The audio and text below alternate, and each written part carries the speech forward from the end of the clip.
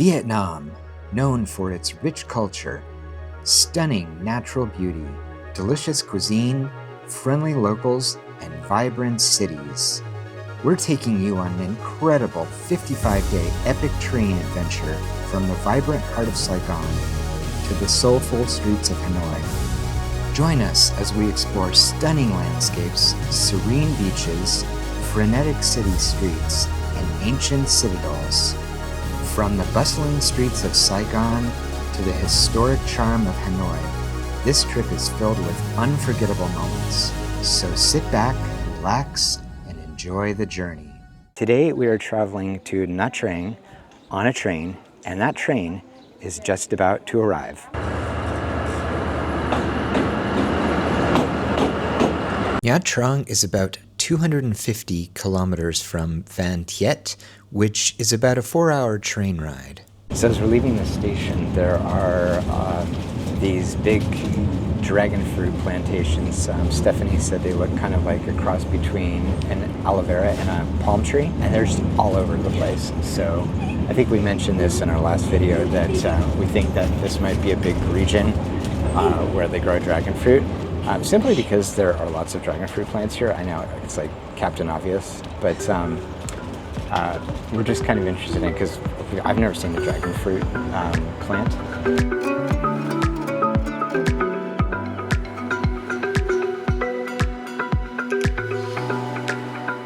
Okay, so we got a little bit of lunch that came through with the cart. Had a whole bunch of food on it. It looked really good. I got some egg, some kind of spring roll, and then it comes with rice and some, what are they? Bean sprouts. Bean sprouts. Thank you, Stephanie. So I'm going to dig in and give it a try. It looks pretty good. Oh, it's pretty good. The spring roll is really good.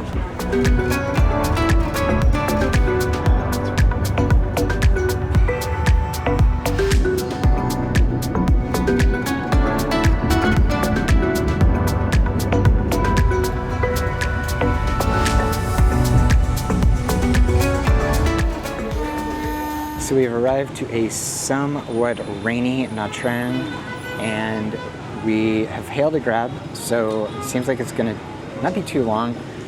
We're gonna try to stay dry, get our Grab, and then head over to the hotel. Okay, so things did not work out in Nha Trang as we expected. I got sick. I've been in bed the last couple of days. We're only here for 3 full days, leaving tomorrow. I'm still not feeling great, but I really want to go see the Cham Temple Po Nagar. I think that's how you pronounce it. And we were hoping to at least walk along the beach. We're going to miss a lot of the sights that we wanted to see, but sometimes you get sick. So we're going to try to go do a couple of things and then probably head back to the hotel where we've been holed up for the last couple of days and relax a little bit so that I'm in good enough shape that we could travel tomorrow to our next destination. So we have arrived at the Po Nagar Temple, and it is very crowded. It seems to be a very touristy city, so it's no doubt that lots of people are going to come here. It'll be interesting to see. We're going to visit some of the other towers in Vietnam as we travel up north. So it'll be interesting to see how crowded they are. Now we're going to head into the temple complex.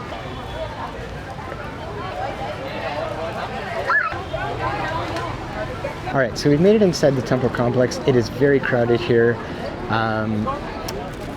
Wasn't quite sure what to expect, but this is a very touristy city. I mean, our hotel is super crowded, lots of tour groups, lots of buses. So it's a pretty popular place for tourists to come. So it wasn't unexpected. One of the reasons why I was kind of excited about seeing this specific tower, the main tower, I can't remember which one it was called, but the name is too complicated for me to pronounce anyway, is because when we were in Saigon, Ho Chi Minh City, we were in a park and there was a little replica of this specific tower. And so I think as we travel through the rest of Vietnam, we're actually going to have some opportunities to see some even more impressive, larger towers that are probably going to be less well visited or less visited than this one, just probably more off the beaten path. However, I really wanted to see this one just because it was in the park. And so we're here. I think we should probably go take a look now. So it's really interesting here at these towers because they're actually open and being used for prayer and actual holy sites. It's the first time we've seen that because most of the towers we've seen are basically in the middle of nowhere and haven't been used for probably hundreds and hundreds of years. So this is really kind of a cool experience. So Buddhism is the predominant religion in Vietnam. However, the history of these temples is that they were Hindu, and you can see on the facade where they have Hindu statues, Hindu gods. So I'm not actually sure what people are doing religiously here. I know they're praying, but are they praying to Hindu or Buddhist gods? Yeah. Maybe both. Who knows? If you know, leave a comment below and educate us. So last year, right at the end of 2023, we visited Misan Sanctuary, which is right outside of Hoi An. And that was kind of the first introduction we had to the Champa or the Cham Empire. And we became really kind of fascinated with the history of this group. And we knew there were other locations in Vietnam where there were temples and kind of relics. And so we've been kind of on this mission to visit a number of them. Now, Misan Sanctuary is pretty interesting, but there are not very large towers. It's a large site, but the towers are not nearly as tall as some of the other towers that you can visit in Vietnam. And so that's what kind of excited me, is we did see some pretty large towers. And I think the one that we're standing in front of right now is moderately tall. I think there's some that are much, much larger. So I'm looking forward to seeing those, and I'm hoping we can do that. Hopefully I won't get sick again. Hopefully he won't have given it to me. Exactly. So that's one of the things that we're planning to do as we travel up north, is visit a few of these sites and see if we can see some of the larger towers that these very interesting people built hundreds and hundreds of years ago. Now this one is pretty big, so I'm curious to see what some of the bigger ones are. And if you want to watch it, Chris will link our other Misan video, so you can take a look at that as well. Yeah, it's honestly not one of our better videos. We went with a tour guide. Great way to hype it up. Yeah, exactly. Don't watch it. It's terrible. No, it's interesting if you're interested in visiting that site.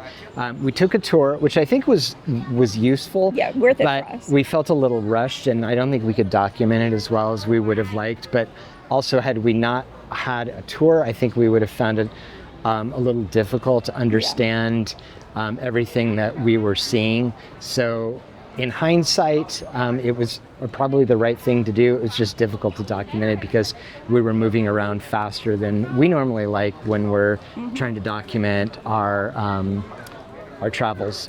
But you should watch it anyway. I'll definitely put it in the description. So one of the things that we found was really interesting about the Misan site, and also here, is these stelae that have these really unique scripts carved into them. Now, I don't know if this is the one that I read about, but there is one supposedly here that describes a bit of the history of this temple complex, and specifically about a king who, from what I understand, took this complex back over. So there were a lot of wars during this period of time, and parts of the Cham Empire were taken over by other factions, probably Khmer, and they sort of traded land back and forth, through war. And this specific stele, I think, describes how this temple complex was reclaimed by the Cham and then rebuilt by this king.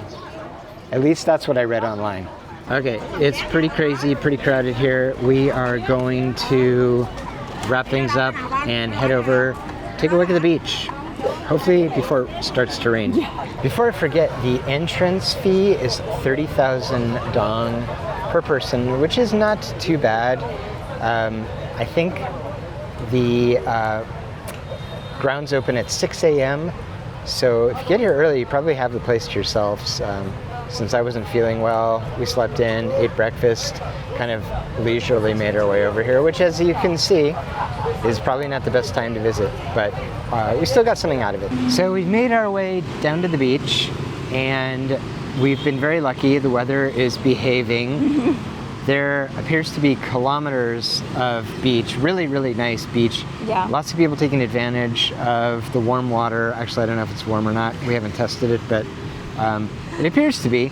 Behind me is Bamboo Island, which is kind of an interesting looking place. There's an amusement park called Vin Wonders over there, which we were kind of interested in checking out.